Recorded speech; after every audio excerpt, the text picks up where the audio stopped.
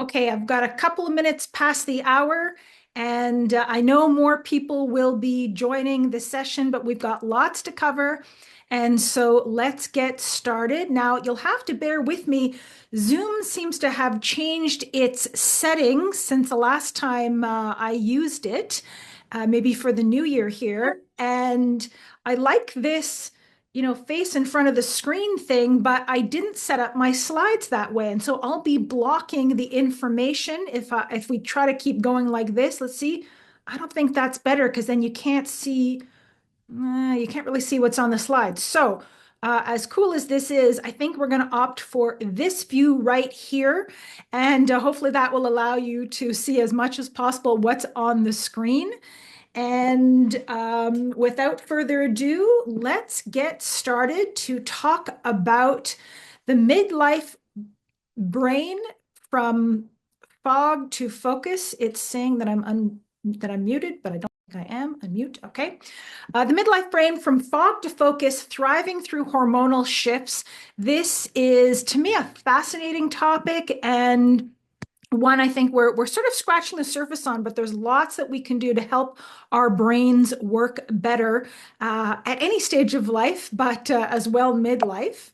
I am having trouble forwarding my slides. We're actually speaking about what happens to your brain at midlife. Now, this can be depending on the individual as early as 40, 45, definitely. Studies have shown these changes are happening. It's a process that can last even up till 60. So we're going to briefly look at hormonal changes and how they affect the brain. Nutrients, specifically that help with brain function, you could call these nootropics. The role of sleep in brain health, as well as the really interesting emerging research about specific targeted exercises and some lifestyle shifts that we can do. Now, full disclosure to everybody who is here, I originally developed this talk for women going through menopause. And I presented that talk in the fall in Vancouver 4 times to audiences of both men and women. And every time I gave the talk, a man in every session, a man put up his hand and said, "Why is this talk just about women and menopause? You know, we men are having these changes in our cognitive function too. How come you're not talking about us?" So, to be fair, to everyone listening, most of what I talk about tonight will be for both men and women. I'll say one or two things that are specific to women, but we're talking about how the changing hormone levels changes the way our brain functions. Those changes are often more dramatic for women because our hormonal changes are more dramatic at midlife, but it is absolutely true. Men go through many similar changes in their brain function, albeit often a slower pace. So the changes are often less dramatic over a longer period of time. And also be aware that when we talk about changes of the brain at midlife, this is our now understanding is there's an adjustment that happens. It's not like there's a decline or a loss, but there is an architecture change, an adjustment, a restructuring, if you will. Then that is levels out and a new equilibrium is established. This process can take between 2 and 7 years, depending on the individual. Can be, again, more slow and steady for men, can sometimes be shorter and more dramatic for women, or longer and more dramatic. But that's what we're talking about is understanding a little bit. We're starting to understand more about what happens and what we can do about it. So I will start talking about specifically women in menopause, and then we'll look at the brain. And please understand that I'm talking about changes in estrogen, progesterone, and testosterone and how that affects the brain. So let's first look for the ladies. Every single woman will go through menopause. What does that mean, and how does this affect the brain? On this front and in this talk, a lot of it is about perimenopausal changes, but menopause comes in there too. So what is happening to our hormones? It's important to understand this, to understand some of the symptoms, why they vary so much per individual, why they can be so intense, why sometimes they can come and go. So here's a look at the changing hormone levels. On the left-hand side is premenopause or throughout the reproductive years. There is a monthly fluctuation in both progesterone and estrogen. Estrogen, the dotted line you can see, goes up and down like a wave. It peaks at the middle of the month during ovulation, and it hits a trough when the menses start. For somebody who has a 28-day cycle, this is roughly 2 weeks, with each phase of the cycle. But it doesn't fluctuate that much. Estrogen generally stays kind of, you could arguably say, on the high side all the time compared to progesterone, the solid line. It fluctuates, but it fluctuates much more wildly, or widely rather. It's regular, it's cyclic, but it's going way up and down. So again, the peak, those 3 peaks you see are mid-cycle, and the 3 troughs, the bottoms out, is when the period starts. It's the withdrawal of progesterone, those low progesterone levels, that causes the bleeding to start. So mid-cycle up here, those peaks where both estrogen and progesterone are high. Life seems pretty good. You're probably in a good mood. Your partner's jokes seem funny, and your partner seems particularly charming. Life's pretty good at the peaks. And then there's the troughs. There's the bottom. Things are not so great often at that time, depending on how bad, for example, your PMS is. All of those symptoms that we associate with PMS is caused by that lowering, especially of progesterone. That can be irritability, that can be anxiety, that can be cravings, that can be poor sleep. But during the reproductive years, you usually only have to suffer from this, most people, unless you have a severe form of PMS, for a few days. Then progesterone starts going back up, and everything gets good again. So just keep in mind all of those symptoms that are triggered by even slight fluctuations in these hormones within the normal range. And then everybody's familiar with menopause. So technically, menopause, you've probably heard, is 12 months without a menstrual cycle. And that's on the right side of the graph here, where ultimately both progesterone and estrogen kind of flatline. They decrease to very, very low levels. And interestingly, progesterone actually decreases first, and we'll talk about that a little bit. Estrogen follows. But what about perimenopause, which is often when we will start to notice the changes in cognitive function, more as well towards late perimenopause. So this is what's happening in perimenopause. This is this middle section here. It is mess. It looks messy because it is. There are fluctuations, but they are no longer cyclic. You can at times have estrogen higher than progesterone, a condition called estrogen dominance, which leads to its own symptoms, and then times when it goes the other way around. As you can see, progesterone does tend to decline first. So in fact, although there's less talk about progesterone, especially early in perimenopause, even early to late perimenopause, women benefit from progesterone support much earlier than they do estrogen support. Estrogen levels may continue to be high for a while, really until menopause hits.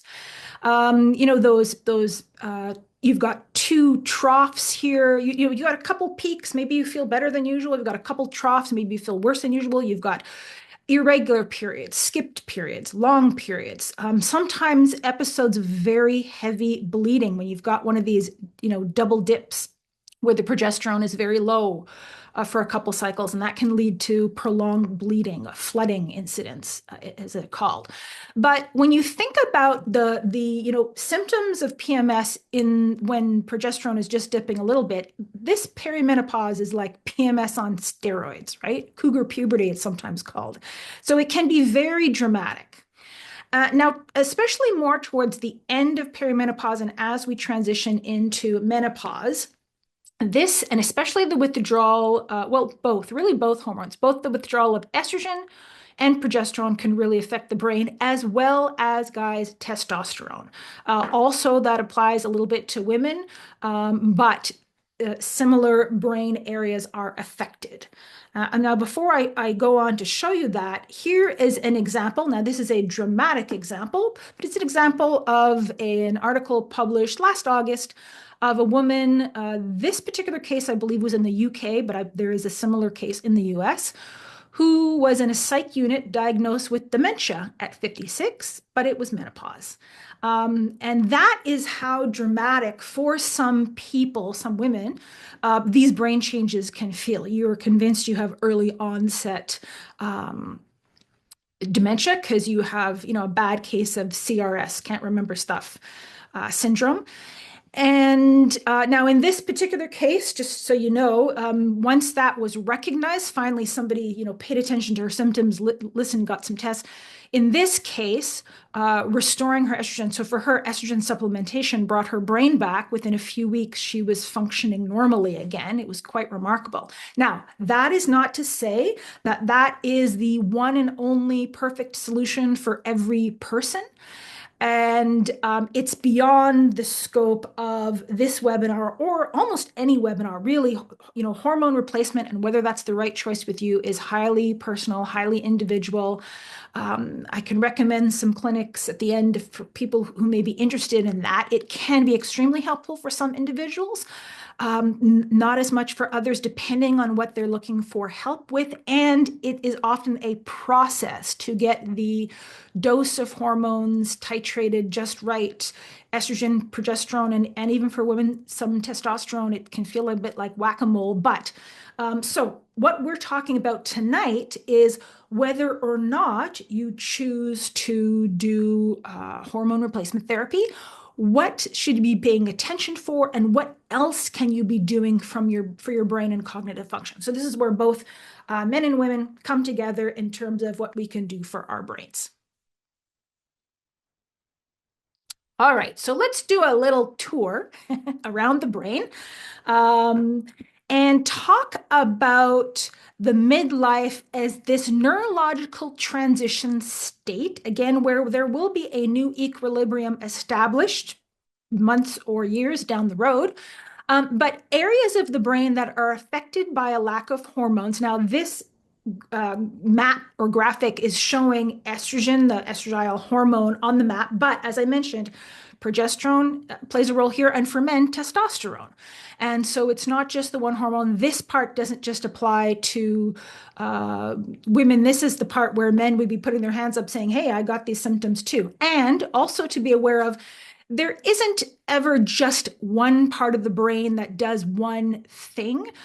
Different parts of the brain cooperate in different cognitive functions. They overlap. They can pick up the slack for one another. But for the sake of simplicity, I'm showing one function per one part of the brain. Okay, so doing a little tour of the brain to help understand some of the symptoms that you may experience at midlife when your brain starts to go through this change. So the prefrontal cortex, at the left side of the screen at the very front, this is like your brain's CEO, who's in charge of what we call higher order functioning, executive functioning, working memory. Working memory is the memory that you need to hold a certain amount of information in your brain temporarily. For example, you're driving home, you need to remember to stop for milk. You don't just go on autopilot and go right home. You got to remember to stop for milk. Or you start a sentence, you need to remember the point you were going to make before you finish the sentence. If you forget that along the way,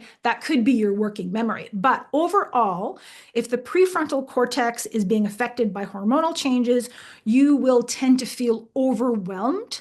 This is a common symptom, just overwhelmed by daily life, the stuff that didn't used to overwhelm you, your usual task list. Maybe you even found your task list, got a rush from going through it. Now it just all feels like too much. That's the prefrontal cortex that is suffering. Next, moving down to the basal forebrain. There won't be a test on these terms, by the way, but just sort of moving around in a circle.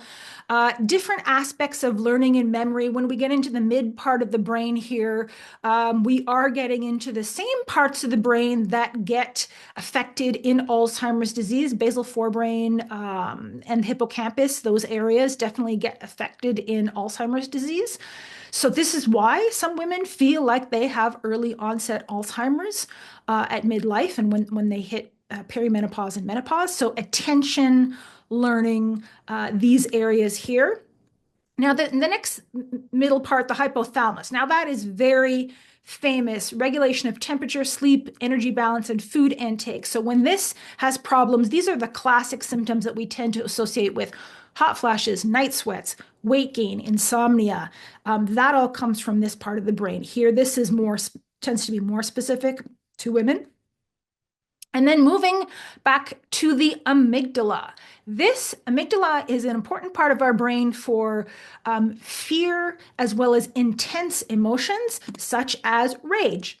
And so bouts of rage can be very common. Anything varying from irritability to true bouts of rage can be common at this time. And this is the area that it's primarily coming from, as well as, this is terrible too, apathy. Just not caring much about anything. Nothing seems interesting or exciting, for example.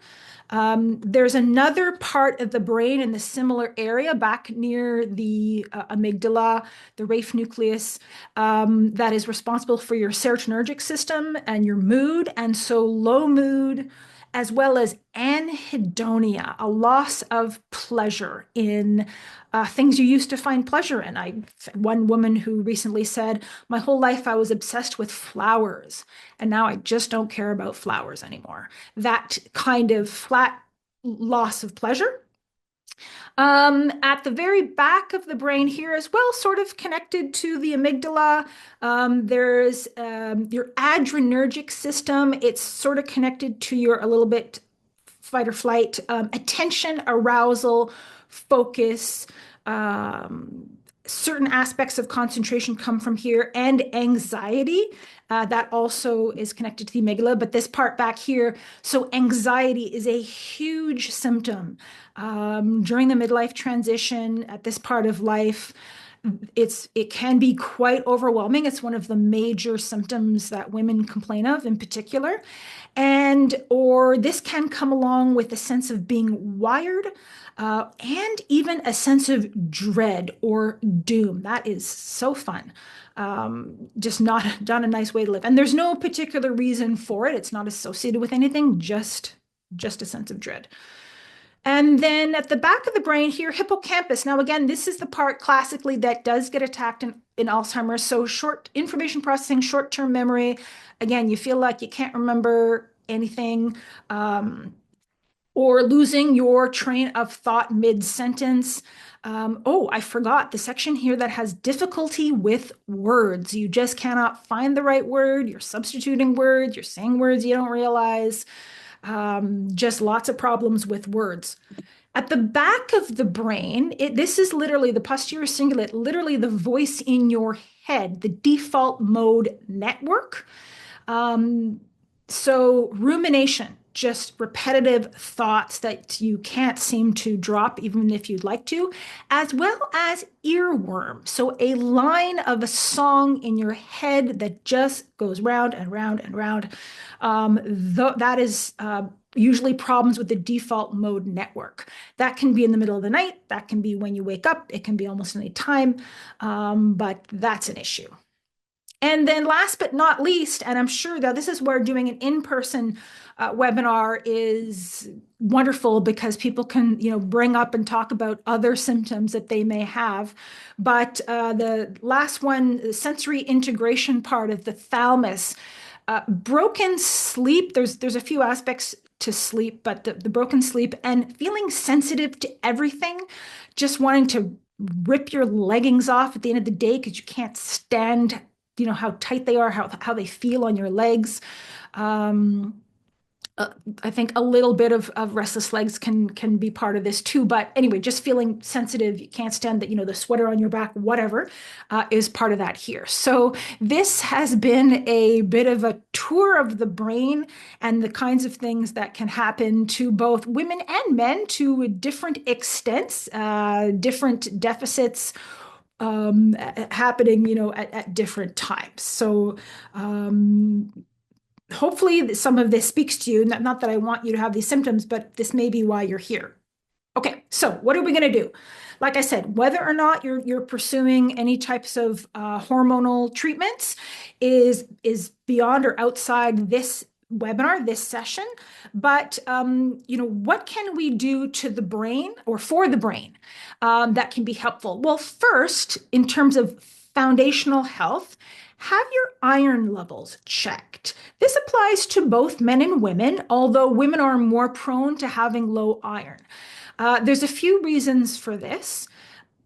And we know that during, like I mentioned, during the perimenopausal phase, you can have these flooding events where there's a lot of blood loss. This can very easily lead to low iron. Low iron is very widespread and often overlooked. The reference levels for iron have been much, much too low. They were recently corrected, but they may be corrected again. Up to a third of women fall into the low iron category. And the symptoms of low iron absolutely affect your brain in many of the ways, in fact, that I mentioned, to the point that it can be hard to tell. Is it low estrogen? Is it low iron?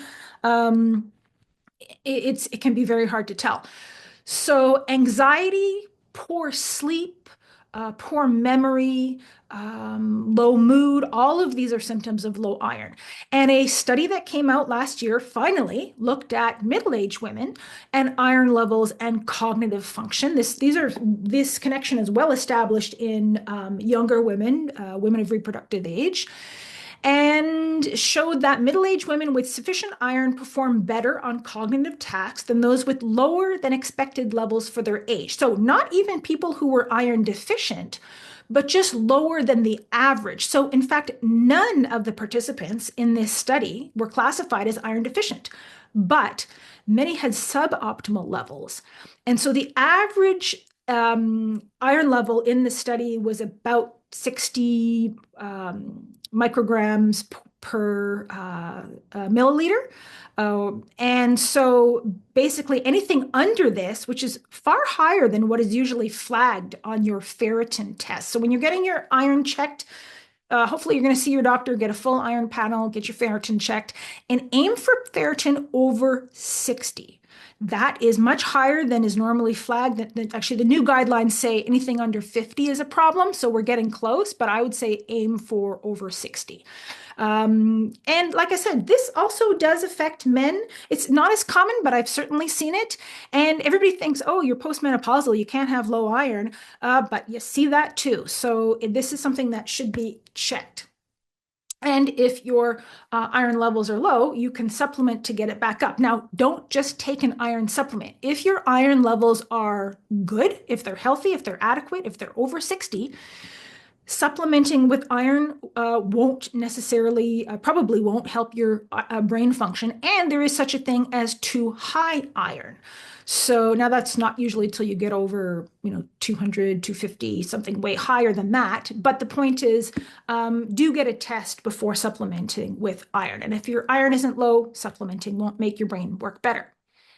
If your iron is low, I just want to give a shout out to a form of iron, because iron supplements, for anybody who's taken them, can be difficult on the stomach, hard to manage, can cause nausea. They can be really, really troublesome. But there's a form of iron. This one is called hemofactors. And this is a chewable tablet with 20 milligrams of iron that is very gentle on the stomach, easy to absorb. I've seen wonderful results for pregnant women as well as anybody with low iron. It's called ferric pyrophosphate. It is a form of iron that's used, in fact, in infant cereals in Asia. It's very common because it's so gentle on the stomach. And I just feel like it's not well known enough. So you would take one of these in the morning, ideally, pair it with some vitamin C, your fruit or whatever, or even a vitamin C supplement. And it just really works nice. And I wish more people knew about this very gentle form of iron. Okay, so moving along, that is the iron covered. Now, next, we're going to talk about nutrients that in one way or another can be classified as nootropic. So these are nutrients that make your brain work better. Now, I would say a classic nootropic is one that you can take and feel the difference in your brain. This first one doesn't necessarily work that way. However, When it comes to your brain, there is no more important nutrient than omega-3 essential fatty acids, except for iron if you're low. But let's say our iron levels are okay. The brain is like the rest of the body, 70%, roughly 70% water. If you take the water out of the brain, what you have left is an organ that's 60% fat by dry weight. So it's mostly fat. And you literally are what you eat, or your brain is what you eat when it comes to fat. So by having more omega-3s, there's a ton of research showing specifically the ratio, having more omega-3s and less omega-6s that we find in things like vegetable oils, grain and seed oils, for example, that does all kinds of good things for the brain. So omega-3 essential fatty acids, there are two main types, DHA and EPA. I won't get too technical about these, except that you could say DHA is important for like the nuts and bolts, the mechanical almost aspect of how your brain works. And the EPA is important for mood, but there's lots of benefits to omega-3s, but specifically looking at omega-3s and brain, a ton of research on, say, dementia prevention, et cetera, et cetera. But just focusing and honing in on the research done around omega-3s and the midlife brain. There was more research on this than I expected to find, which was really cool. Omega-3s seem to complement the protective role of estrogen. So the estrogen is declining, but omega-3s seem to help make up for that to a little bit of an extent. They help regulate mood and emotional resilience. They support memory and cognitive processing. Certainly, they may help protect against cognitive decline. As a matter of fact, some separate studies on older people already with signs of mild cognitive impairment, so age-related brain changes, brain function changes, show that people who supplement with omega-3s at that stage show meaningful improvements in their brain's function. And specifically for midlife, there is a great study I found recently showing, quote, omega-3 intake shows beneficial effects on emotional and cognitive behaviors during the menopause transition. So I was really delighted to see that because this is such an understudied area. So I would say after iron, once that is set, if that's a problem or not, then omega-3s are the next thing in terms of helping your brain. Now, like I mentioned, it's not your classic nootropic in that you'll take a dose of omega-3s and a couple of hours later you feel, more sharp and focused, like when you have caffeine or there are other supplements, even one I'll tell you about later, that you notice the change. It doesn't quite work like that. Mostly.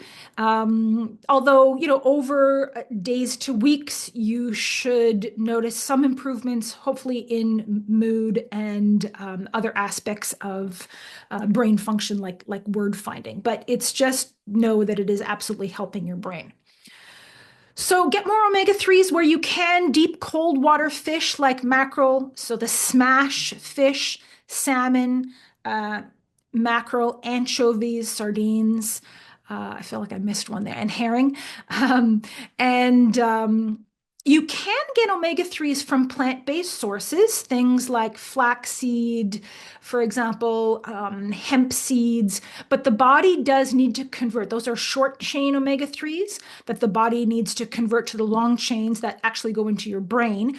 And the extent to which you make that conversion, actually almost goes away once estrogen goes away, but it's not that great to begin with. And so you really have to focus on that or consider incorporating either fish. There are plant-based, algae-based omega-3 supplements if you're on a plant-based diet or allergic to fish.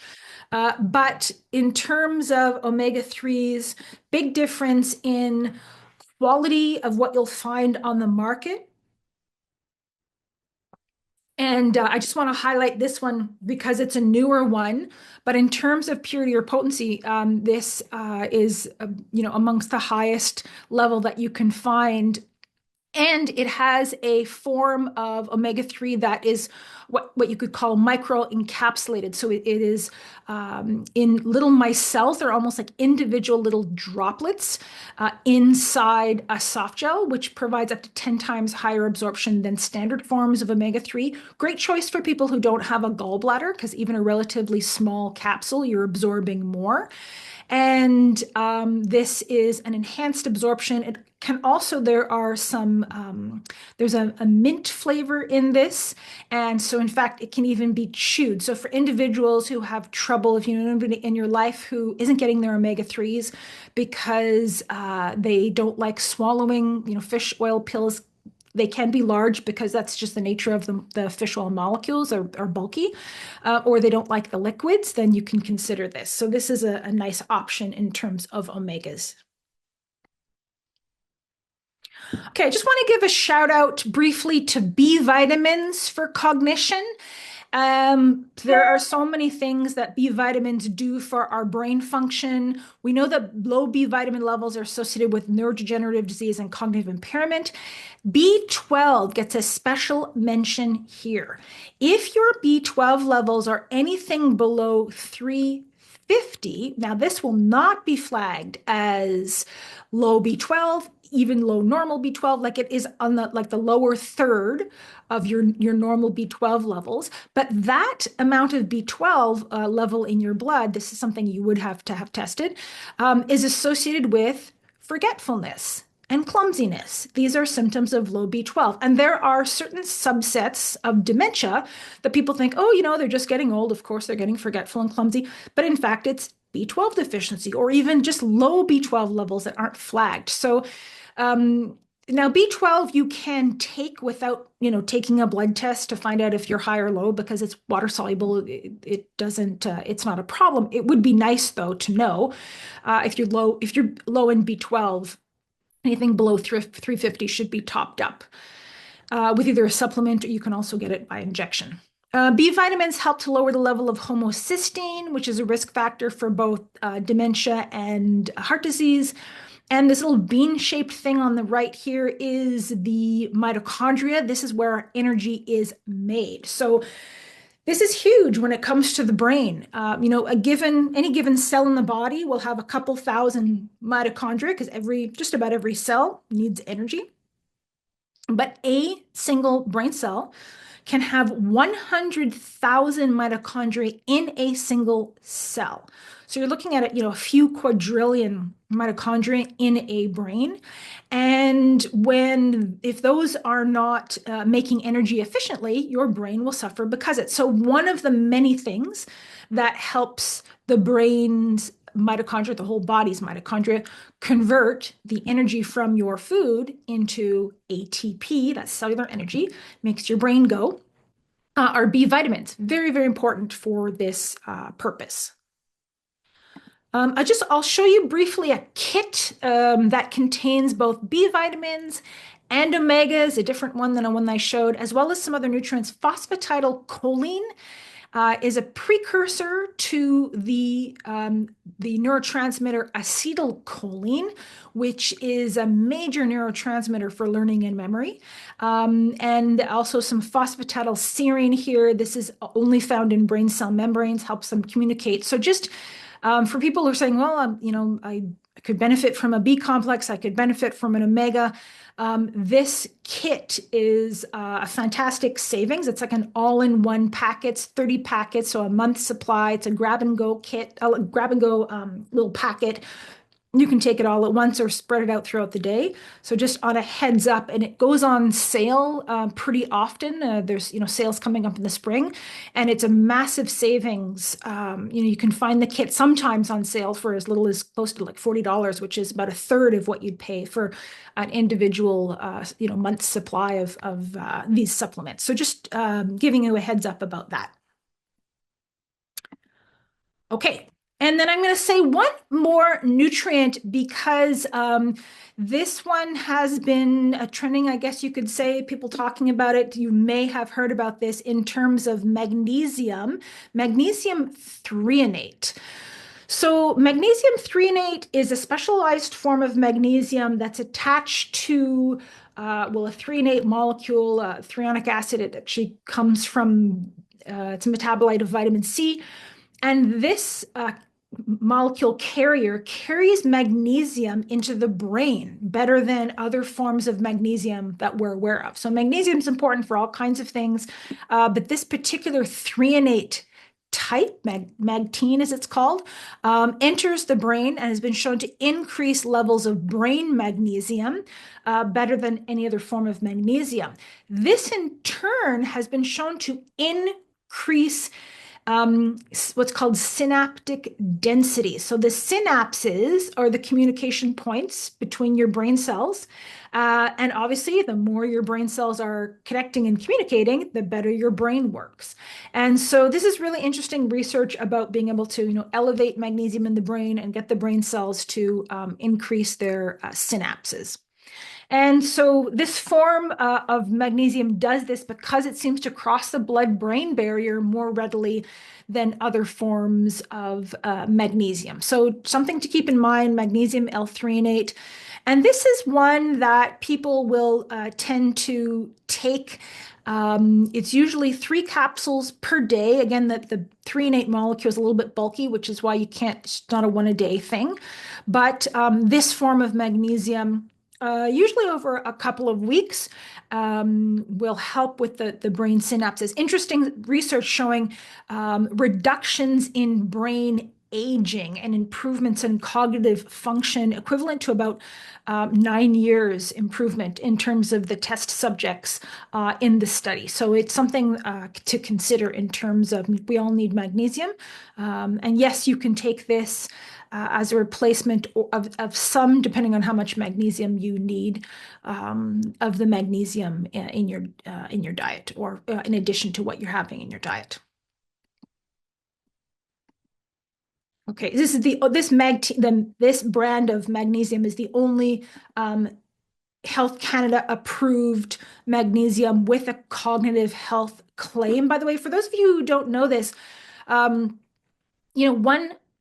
of the many reasons to buy Canadian is Canadian-made products all have what's called an NPN number. You can actually, it's showing in this picture, but you can't see it. It usually appears kind of sideways on the label, right down near the where it says 90 vegetarian capsules, just to the right of that. So all products manufactured and sold in Canada should have this NPN number. And the NPN number means that behind that number, there is a license issued by Health Canada, meaning that the product can't make any claims that aren't substantiated by science. And as well, that the product needs to meet certain regulations. Stuff made south of the border or in many other places in the world are not subject to this kind of regulation. And so buying Canadian, you will be getting a higher quality product, as well as you've got NPN and Health Canada standing behind the products. Okay, so moving along to anxiety, because this one symptom can be just really, really affect quality of life in midlife. And there are ways to manage it. Lots of ways to manage it. I'm going to talk about some nutritional approaches because it really can be a very dramatic effect in terms of what happens to the brain during this neurological transition. So here's the anxiety on the left, who oscillates between what if nobody likes me and what if I'm just right and can never live up to it again. There's no pleasing anxiety. Or another option on the right, she's at work and thinking about being at home in bed, but when she's at home in bed, she's thinking about being at work. Everybody has been there at some point in time in their lives. But during this midlife transition, sometimes that can be like every day. And that's no way to live. And certainly, absolutely, cognitive behavioral therapy is super important. Exercise, so important. We'll get to that a little bit later. But nutritionally, again, another nutrient that I wish more people knew about. There's 2 of them really that can help support alpha brainwaves. So these are the brainwaves that are predominant when we are calm and relaxed and focused. In flow state, sometimes it's called.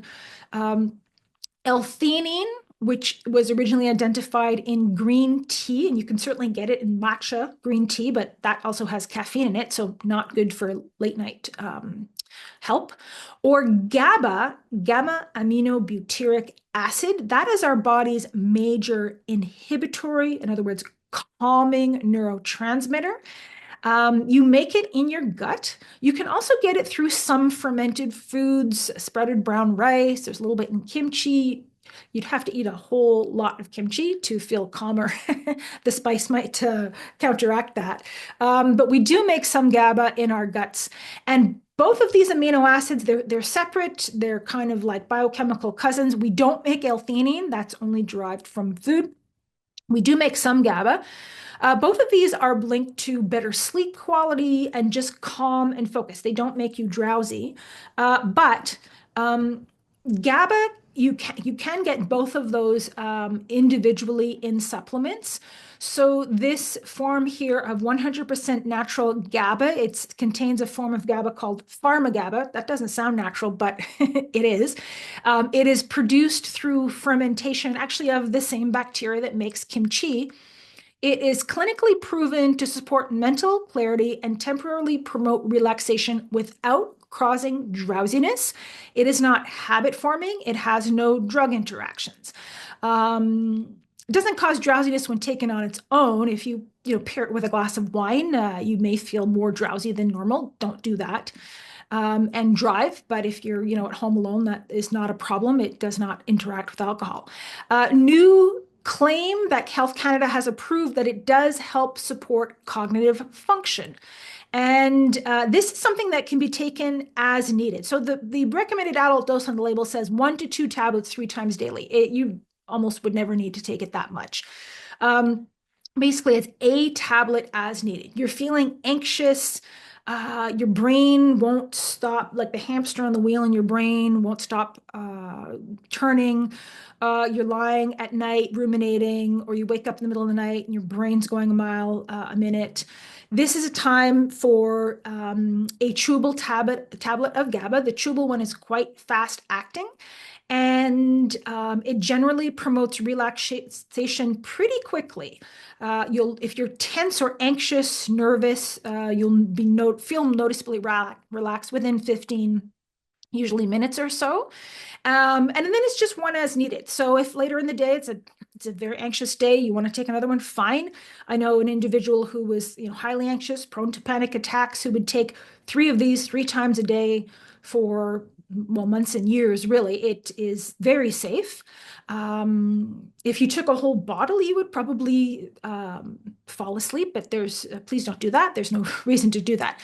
The label also says consult a healthcare practitioner for use beyond 4 weeks. It is not unsafe beyond 4 weeks, but that again is now you'll see these kinds of cautions or recommendations under the dosing, because they want, if somebody's anxious, to check in with a healthcare professional instead of necessarily treating themselves for more than 4 weeks, for example. So that's why those cautions are there. It's not that it's unsafe beyond that time, but it's just, this is something that personally and professionally I've seen provide so much relief for feelings of nervousness and anxiety that it's just really wonderful to know about.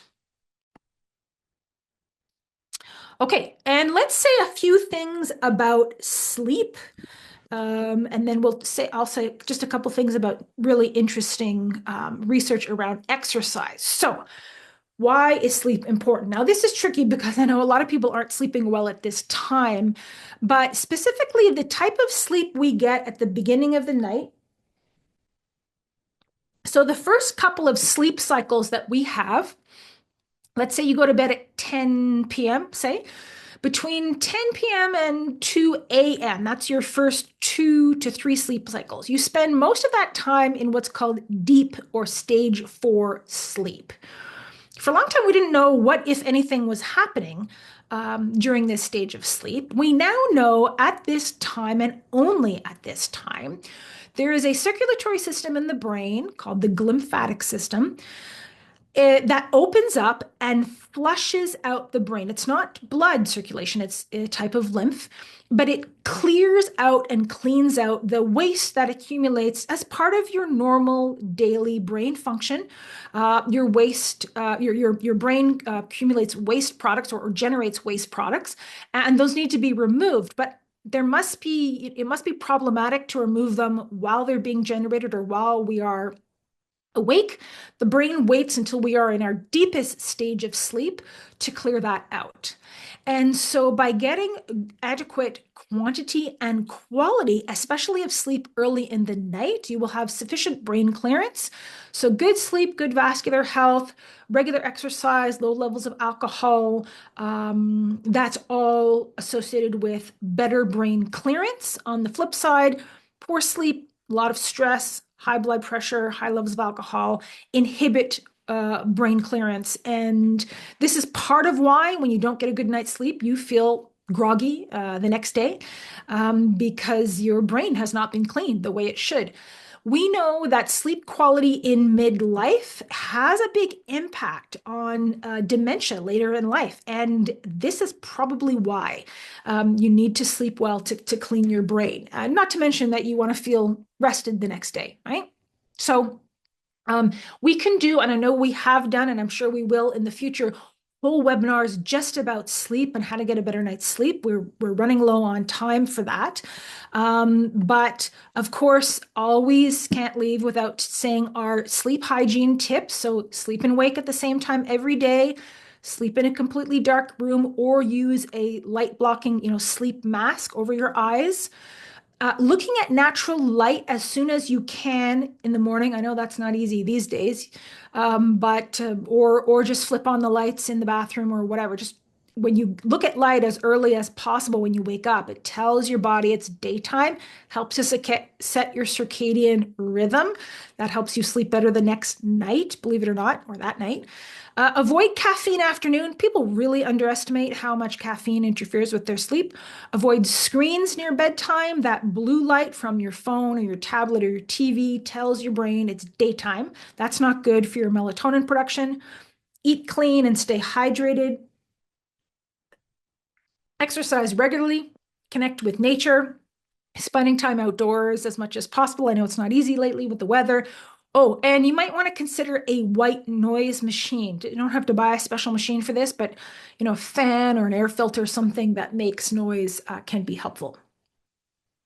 There are lots of other tips in terms of sleep balancing blood sugar. For a lot of people, it's blood sugar spikes in the night can be interfering with their sleep. So avoiding refined and processed foods that may be spiking your blood sugar, because that really does interfere with your sleep. Eating protein, fat, and fiber at each meal to stabilize your blood sugar. Aim for 35 grams of fiber each day. And in terms of sleep, there's a lot of sleep support. And we also know, melatonin works like a charm for some individuals, but other people don't feel well, groggy, headache, bad dreams with melatonin. It really depends on the person. Often it's a matter of finding the right dose, but for some individuals, even with a very small dose. So a new ingredient to the market as well that's worth calling attention to is this Peaceful Z's. It is melatonin free. It's actually an extract from young corn leaves. And it's the same shape as melatonin.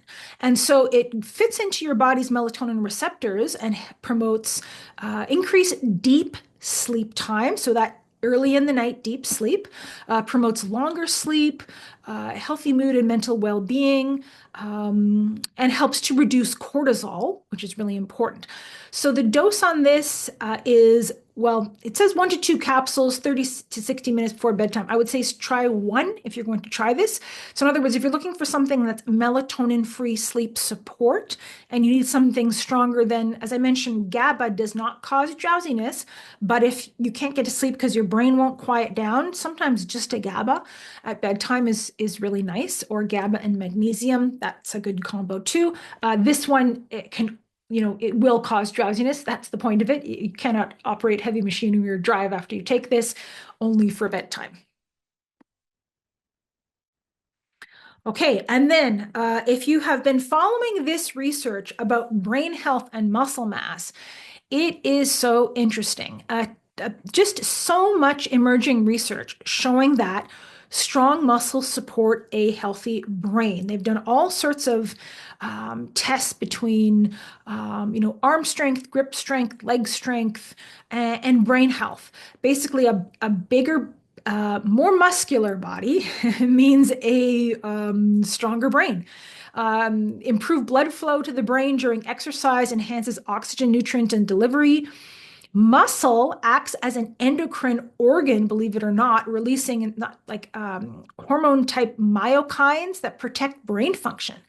Higher muscle mass is associated with a lower risk of dementia and Alzheimer's disease, and studies show that resistance training improves brain function. So they get people and they give them brain tests, and then they put one group through like stretching and walking, and one group through resistance, so muscle building exercises.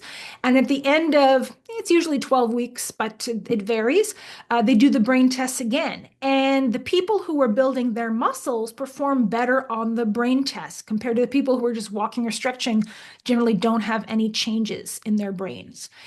And those improvements in brain function will last for up to a year. Now, the thing is not to just work out for a few weeks and then coast for the next year, but if you continue to challenge your muscles, that seems to help your brain grow. So here's the thing. You can grow new brain cells at any age. You can grow new brain cells in certain areas of the brain, in particular, the hippocampus, super important because that's the part that gets targeted in Alzheimer's. Walking does help. You can grow new brain cells through walking, but muscle building exercises, resistance training, do a lot. Now, does this mean you need to join a gym? No, not necessarily. There's a lot that you can do at home, especially as a beginner, with just body weight exercises. There's lots of online videos, free apps, for example. Likely, as you get into it, you will want to have some guidance, support, and probably access to a gym, so you can start challenging your muscles more. Because it's not just a matter of doing some push-ups or some squats. You really have to challenge your body to get the benefits here. But it is an absolutely a way to grow and protect your brain and help your brain work better even in the short term. Okay, now let me see here. Oh, good. That brings us exactly up to time. Just one word here about Ishura. Some people ask, how do I know I'm getting a good natural health product? And above and beyond buying Canadian, I already talked about why that's important. This symbol are a number of products and brands that you'll find, for example, sold at Healthy Planet, shows that above and beyond the Canadian guidelines can test for up to 800 different contaminants, making sure that the products are non-GMO compliant, contaminant-free, adulterant-free, authenticated, accurately labeled. You get exactly what it says on the label and no other surprises. If you're into CSI type testing, then check out the Ishura website because that's what they're doing over there. And I hope this has been helpful, practical news you can use for your brain. And thanks, everyone. Take care. Have a good night. See you next time.